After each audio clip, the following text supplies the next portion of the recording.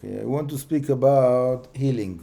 There's a lot of people that they are dealing with healing, and there's many questions around it. I'm also dealing with healing myself, and I have a lot to say about it. But the first thing I want to bring any strong opinion of the Maharam ben Chaviv, that he was one of the great rabbis. I think he was the rabbi of Yerushalayim about 400 years ago, something like that. So he's talking about the books of medicine that they had then, that hundreds of years ago. And there was many of the medicines that were basically like we understand the concept of sgula. What is sgula? You do something and somehow it helps. And we don't really understand why does it help, but somehow it helps. So something like that is sgula, that is a known sgula and is true and people know about it and it became to be famous, this is something that is allowed according to the halacha, says the Maharam ben Chaviv. And for example, they had some kind of sgula of hanging a certain herb on a person that have epilepsy, that he falls down, and they cannot explain why does it help, but it's a known thing that it helps. So something like that is allowed. Even though we don't know what is the reason, it's still allowed. What is the medicines that are not allowed? So there is a concept that is called Darkei HaEmori. What is Darkei HaEmori? So there was a nation that were living here in Eretz Israel before Am Yisrael came in, that I guess that they had a certain wisdom. They had all kinds of different things that is like sgulot, that are prohibited because it is coming from them. So anything that is in that box of the Darkei HaEmori is prohibited. Now, the way that the Maharam ben Chaviv is explaining the prohibition, what is the reason of the prohibition? It's because the way that they got the wisdom is in a way of al-worshipping, avodah zarah. And they did some kind of witchcraft. That through the witchcraft, they got the ideas, the inspiration of to do this for that, to do that for this, all kinds of different things. Do a certain act, and you will get a certain result. This is forbidden because of the Darkei HaEmori. Now, anything that is the root is by al-worshipping or witchcraft, according to this answer of the Maharam ben Chaviv, becomes to be prohibited. Now that's a big issue because many of the New Age healing and different systems is based on all kinds of the Far East religions. And it's a big question. Many people, this is the way that they get healed. For many people, this is the way that they make a living. So it's a big question.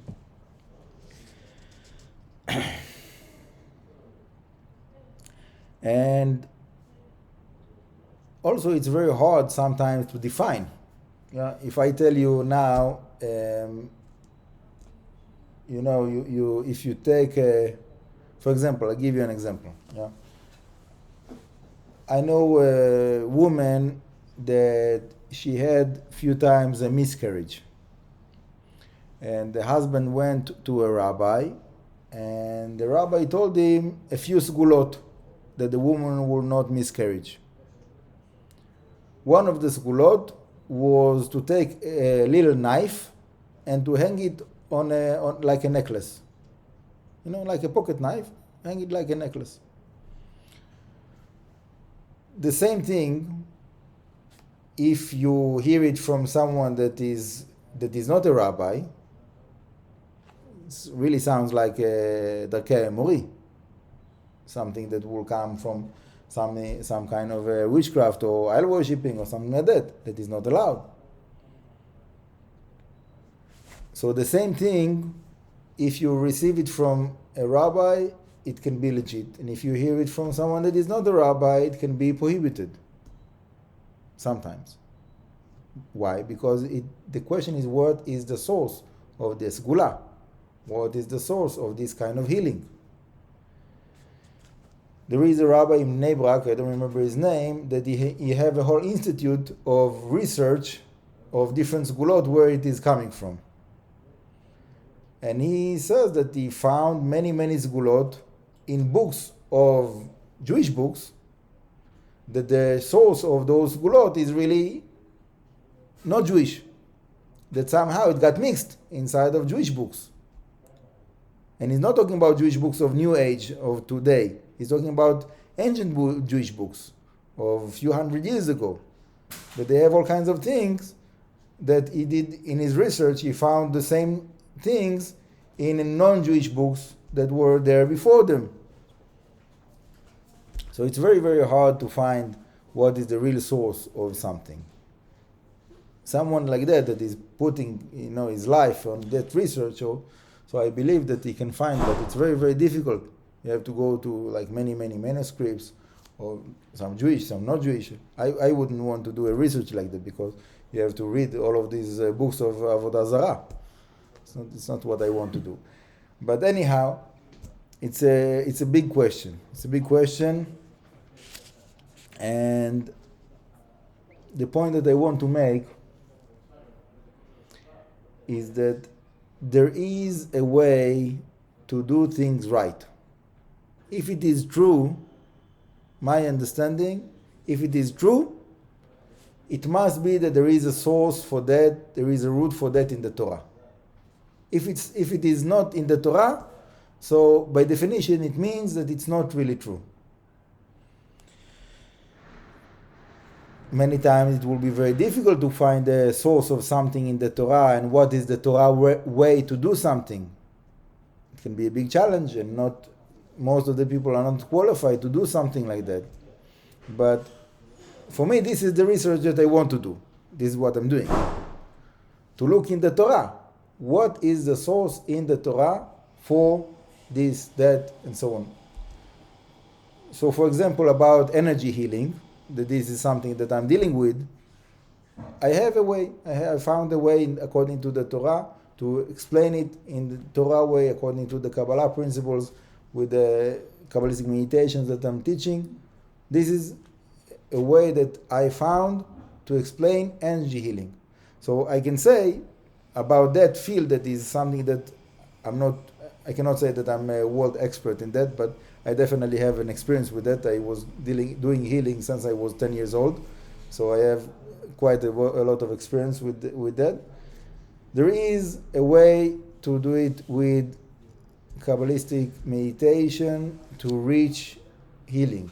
And there was tzaddikim that we know about them, that they would put their hands on people and heal them. It's a many stories like that about many great rabbis, tzaddikim, that they were using healing. So the question is how to do it, and that's something that I'm teaching. That's part of what I do. And obviously, I'm not saying that anyone that is doing healing is doing it right. I would say more than that. Most of the people that are doing healing, they're doing it in a way of tradition of Avodah Zarah that becomes to be prohibited. So to do that, to go through the process of energy healing in the right way, with connection to Hashem, with connection to the Torah, according to all of the Torah laws, it's a big challenge. And for me, this is one of the challenges that I took on myself to do it and to teach it. And I believe that it's something that is very needed, and many people can benefit from that. So, Bezrat Hashem, to be continued. ברוך ה' לעולם, אמן ואמן.